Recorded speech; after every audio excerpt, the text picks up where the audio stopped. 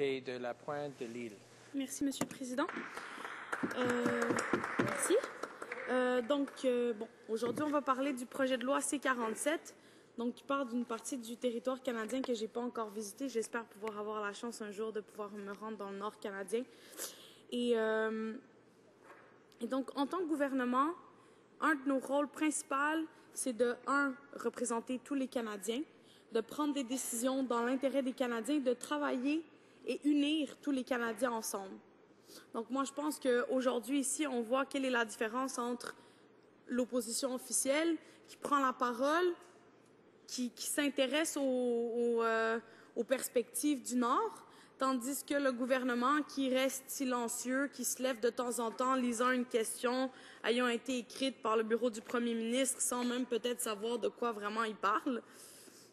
Alors, je dirais aujourd'hui que la première chose, c'est important de savoir que, oui, c'est vrai, le projet de loi, dans son ensemble, est relativement bien,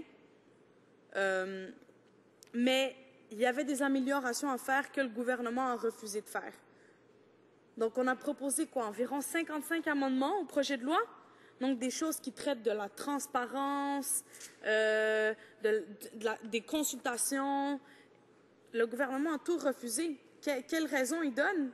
J'en ai vraiment aucune idée. Il y a un député qui a essayé tantôt d'essayer de passer un petit message publicitaire, mais j'ai pas trop compris qu'est-ce qu'il voulait dire sur pourquoi les 55 amendements avaient été rejetés. Mais à mon avis, ça justifie pas. Donc, l'économie des régions du Nord est cyclique. C'est pourquoi elle est souvent tributaire des développements miniers. Donc, il faut être conscient de la réalité de ces choses-là.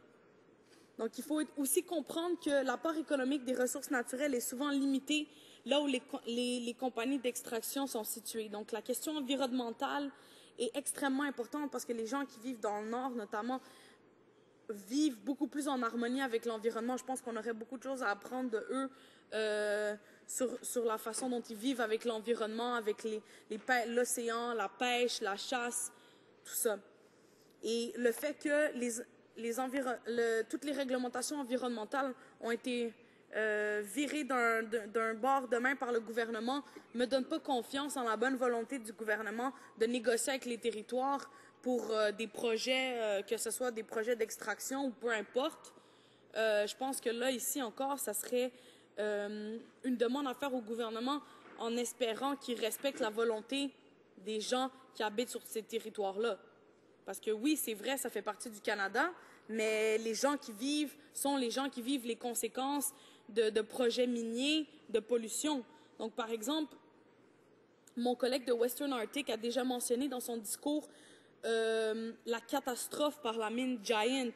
Donc, ultimement, le gouvernement et l'argent des contribuables ont dû éponger le désastre environnemental causé par 270 000 tonnes d'arsenic présent dans le sol. Donc, c'est important de dire que le projet de loi pourrait être amélioré pour justement éviter que ce soit l'argent des contribuables et le gouvernement qui soient responsables de catastrophes écologiques. Et donc, c'est la nécessité d'avoir des évaluations environnementales sérieuses et rigoureuses. Et donc, on est en train de laisser la plus grosse dette écologique à la future génération. C'est vraiment un gouvernement de honte pour les Canadiens, au niveau international aussi, et je vais en revenir plus tard. Donc, il y a aussi une nécessité de voir à long terme.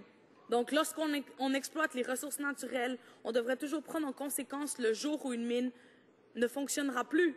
C'est beau adopter des projets de loi qui parlent d'un développement, mais c'est à court terme.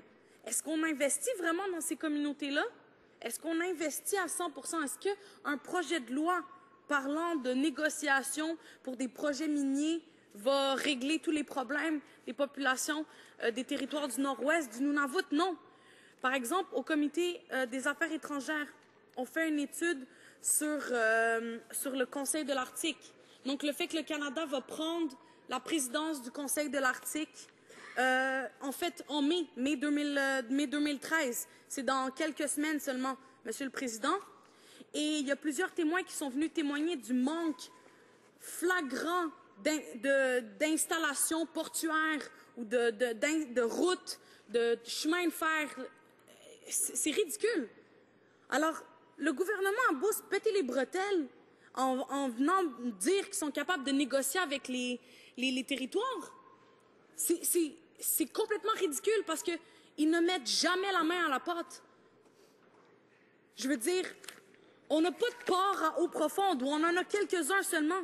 Je veux dire, on n'a même pas de routes qui ont de l'allure, on n'a même pas de trains qui se rendent dans le nord, les gens sont même pas capables de s'approvisionner en nourriture.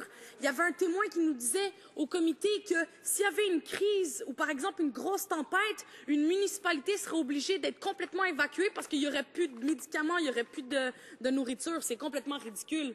Fait qu'on s'entend que c'est bien beau vouloir négocier pour le bien des territoires.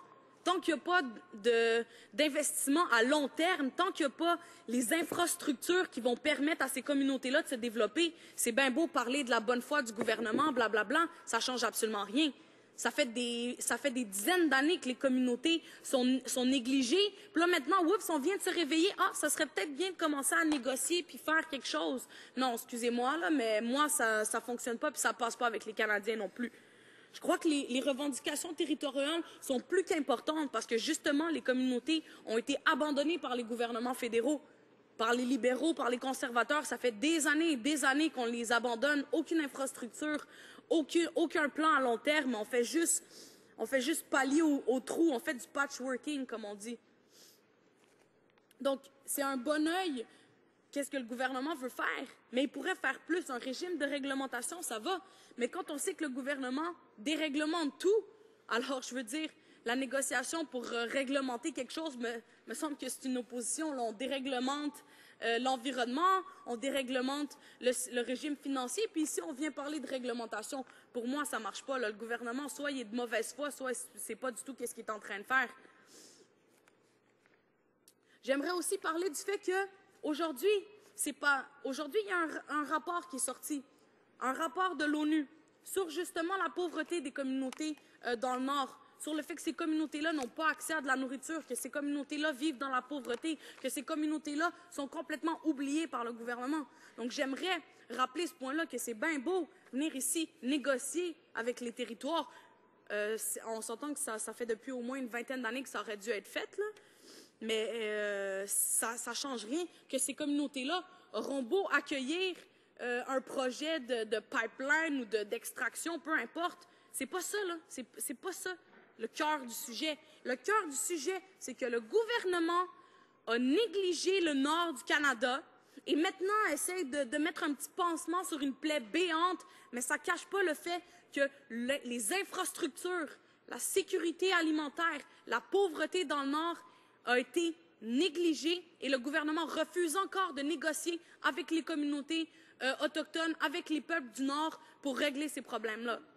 Alors moi, quand on me présente un projet de loi comme ça va, je comprends le but et comme je disais, la réglementation, ça va pour qu'on puisse donner au peuple du Nord la possibilité de décider puis de négocier avec le gouvernement. Mais si le gouvernement ne négocie pas de bonne foi, ça sert à quoi? Si le gouvernement ne consulte pas les gens, ça sert à quoi?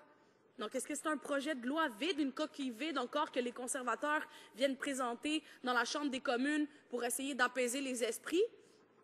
J'aimerais bien savoir, parce qu'aujourd'hui, dans un rapport de l'ONU, on dit que le Canada a négligé le nord du Canada. Le gouvernement du Canada a négligé son propre pays. Qu'est-ce que les conservateurs ont eu à dire là-dessus? J'en ai entendu aucun aujourd'hui qui est venu s'insurger et demander à son gouvernement de venir travailler. Par exemple, les députés des territoires du Nunavut, du Yukon, je ne les ai pas vus, moi, aujourd'hui. Madame la ministre de la Santé, je ne l'ai pas vue, moi, aujourd'hui, député du Nunavut, venir parler dans la Chambre des communes sur qu'est-ce que le territoire a besoin. Alors, je suis désolée, mais la négociation, quand ça ne se fait pas de bonne foi, ça ne sert à rien. On connaît comment les conservateurs aiment négocier de bonne foi. Hein? Ils prennent le bord des patrons, ils adoptent des lois spéciales, ils obligent les travailleurs à retourner. Les communautés autochtones, ils leur disent « Bon, vous voulez régler vos problèmes, rencontrez-vous entre vous, puis ça va suffire. » Non, ça ne suffit pas. On a un manque de leadership ici, un manque flagrant de bonne volonté de la part du gouvernement de s'occuper du Nord canadien. Alors qu'ils ne viennent pas nous dire ensuite que l'opposition est en train de créer la peur chez les Canadiens. Non, tout ce qu'on demande, c'est que c'est que on consulte les gens, que les droits et les intérêts des résidents du Nord soient respectés. Il me semble que c'est clair. Puis même le gouvernement ne pourra pas dire qu'on n'a pas raison. Donc, je vois que, Monsieur le Président, j'ai plus de temps, mais ça va me faire un plaisir d'accueillir les questions de mes collègues.